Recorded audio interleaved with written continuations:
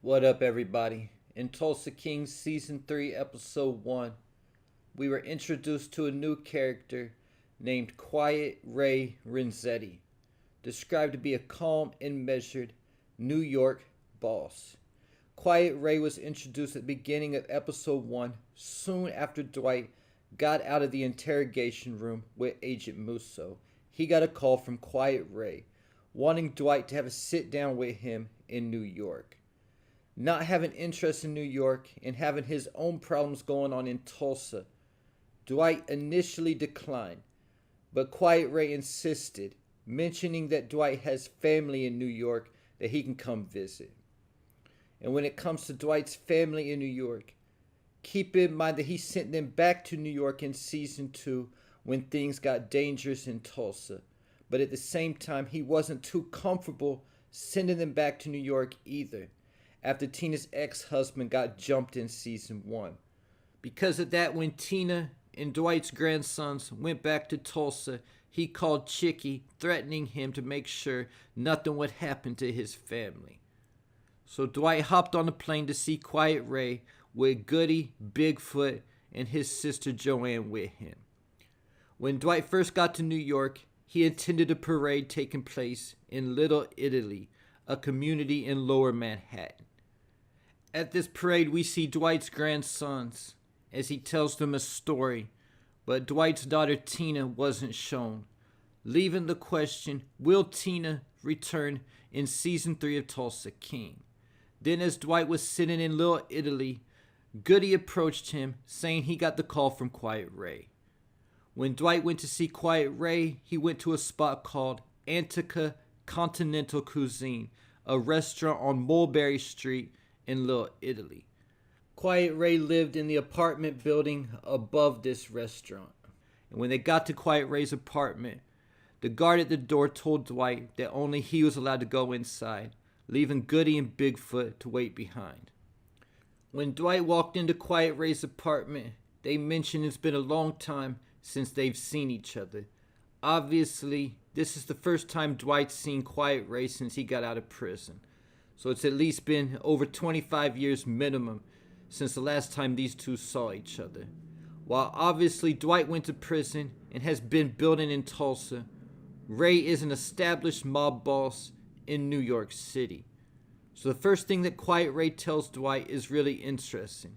He told him he needs his finger. An interesting way of telling Dwight that he needed his help wrapping a gift for his 10-year-old grandson. So this is something that Quiet Ray and Dwight have in common, is that they both have grandsons.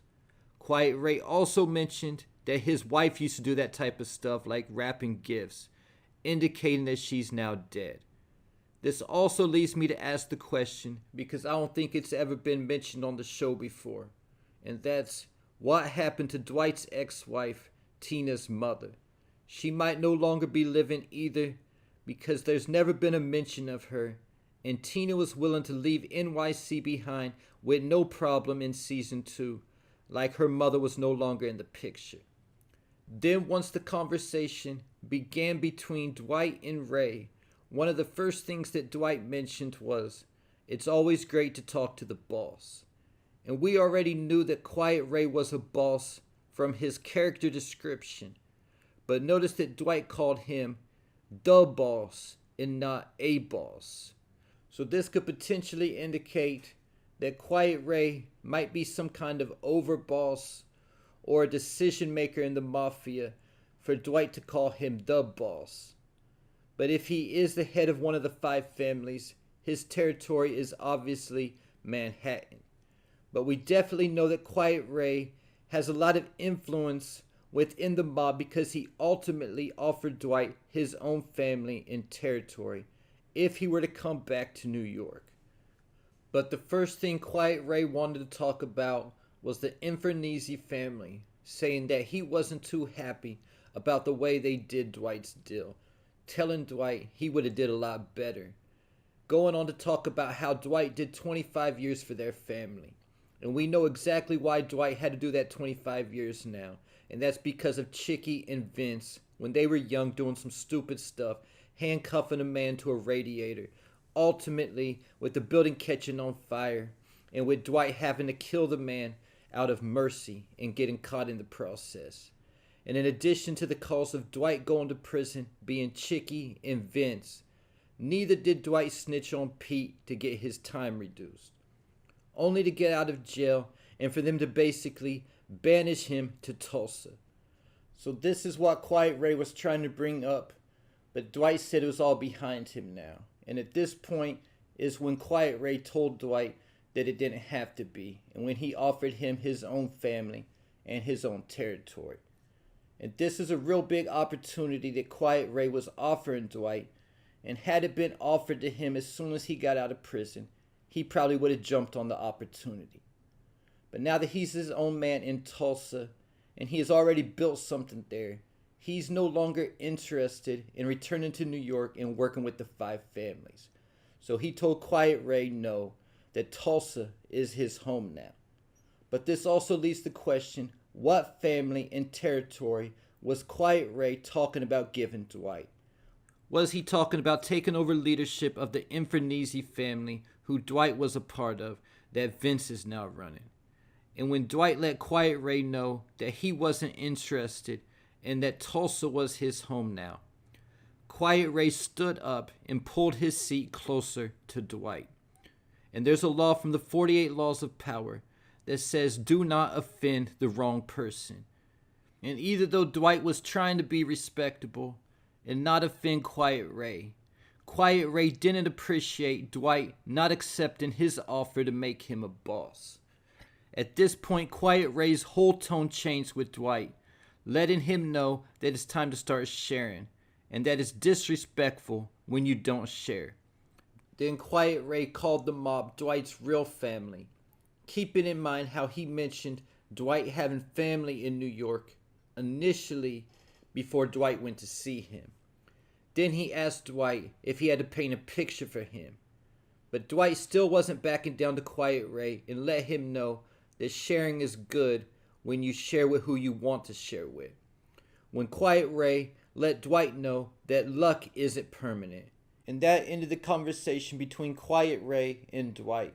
So this leaves the question, what brings Quiet Ray into the picture? Why is he contacting Dwight now? Is it that he just heard about how Dwight's prospering in Tulsa and wants a cut, or is there more to the story? Keeping in mind that it hasn't been too long since Chicky went to Tulsa and never made it back. Then there's also the question if this has something to do with Vince, the new leader of the Infernese family. Keeping in mind in season 2, he met with 4 men to talk about replacing Chicky as the head of the Infernese family. These 4 men each represented one of the 5 crime families, minus Chicky's family, because of course Vince was representing that family.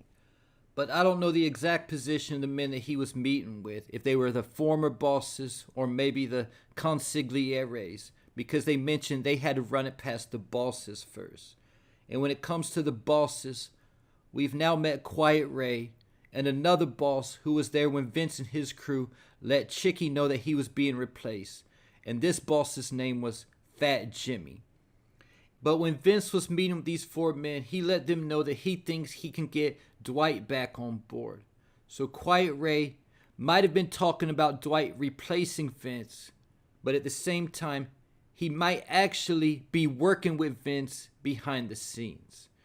And when it comes to Quiet Ray, is it just ironic that he called Dwight right after Dwight got out of the interrogation room with Agent Musso, someone else whose vendetta goes back against Dwight over 25 years. Keeping in mind, he said Dwight killed his informant as he was investigating into the 5 families. So I have to ask the question, could Agent Musso actually be working with Quiet Ray? So Dwight now has more problems than ever in season 3, with the feds pressing him, his biggest threat in Tulsa yet, and a more powerful mob boss now pressing him also. And there you have it. Leave your thoughts, theories, and predictions in the comments.